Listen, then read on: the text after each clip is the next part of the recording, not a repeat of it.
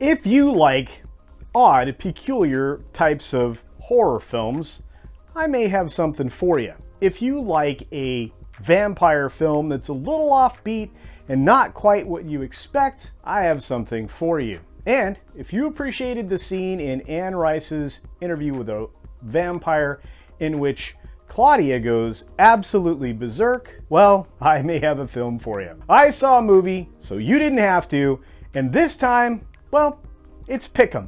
If you like horror, maybe you'll want to see it. Let's get a review. Here we go! First and foremost, the premise for the film is fantastic. And if you like horror films and you like to have a chuckle because maybe at some points it's not so serious, well, this may be right up your alley. There are lines in here that are reminiscent of an 80s horror movie. Think The Lost Boys or similar.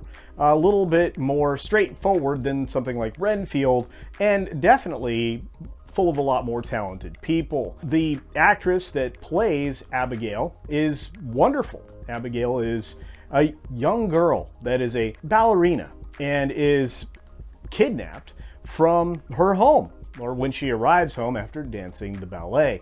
And I'm not telling you any spoilers here. This is kind of in the trailer you may have already seen. Now, as you move forward through the movie, lots of strange things start to happen. And there's a reason for it beyond the obvious one that's sitting out there for you to consume. Not to mention the fact that there are at least 2 twists that I don't think anybody was expecting.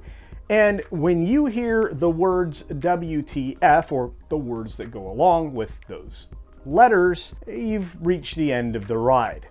And I have to tell you, I had fun. Now, again, the film is shot as classic horror is. It's shot in a very dark and grainy way that adds a lot of intrigue to what's happening in the background. The curiosity in the back of your mind is there for much longer than something like Renfield. This is a very much classical horror film. There are plenty of jump scares if you're in for that, and of course there's, well, a whole bunch of dead bodies located somewhere in the house. It gets weird as the story progresses, and you'll get to see some of the true and false elements of vampire lore. In the entire runtime, which I think is about an hour and 45 minutes-ish, I only think I checked my watch once to see if we were about halfway, which is weird because I usually end up checking my watch more frequently when I'm disinterested in a film. The lighting that was employed here, as I mentioned before, is reminiscent of things you've seen before, and the color yellow, classic incandescent lighting, is utilized throughout this film. And that's going to be rare going forward because they're going to stop making it available for people to use. That'll be tricky because people are going to want that look, especially if they're doing a period piece, and they're going to have to reach out to specialty manufacturers who still employ the trade. The amazing thing is the over-the-top practical effects that were utilized throughout this film, which is why you're able to keep the budget so low and why horror films are easier to make profitable. And for anybody that's in the business of making films, you're trying to keep costs down. Now, this new Project Entertainment or something like that, they did a wonderful job making sure we got to see this film in a ton of theaters. While not exactly the widest of wide, it still got over 3,000 screens, and I tell you what, it's worth it. This is going to be one bright point in a weekend where the box office was dominated by 3 films: Civil War, Abigail, and the Ministry of Ungentlemanly Warfare. I saw all 3 of the films, and I can tell you that while I did enjoy this Abigail film, of the 3, I still think the Ministry of Ungentlemanly Warfare is the best of the bunch.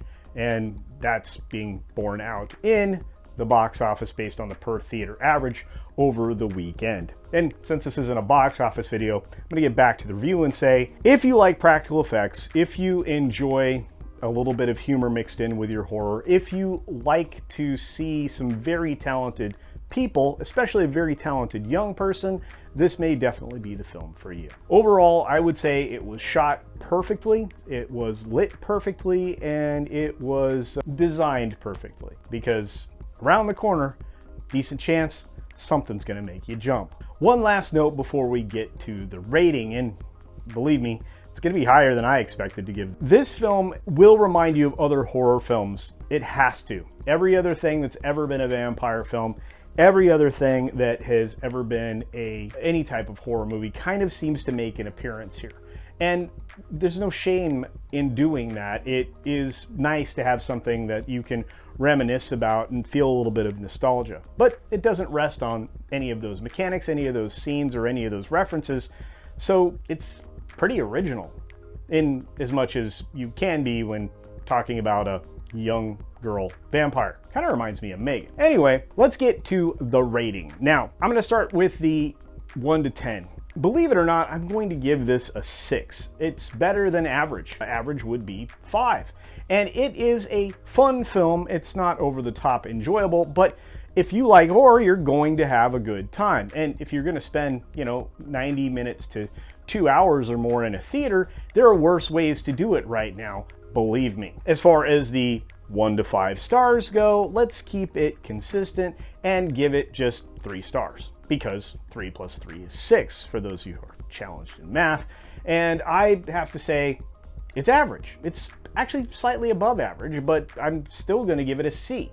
If we had more time with these characters and less exposition dump at points in time, I think I would give this a higher rating. If it was slightly condensed towards the end and we got to the conclusion a little bit quicker, I think I would have given it a higher rating as well. Now, one last note, this film is set up for a sequel, and one that could be easily put together considering the characters involved in the finale. I'm still going to tell you, the minute you hear the WTF at the end of the film, the ride's over.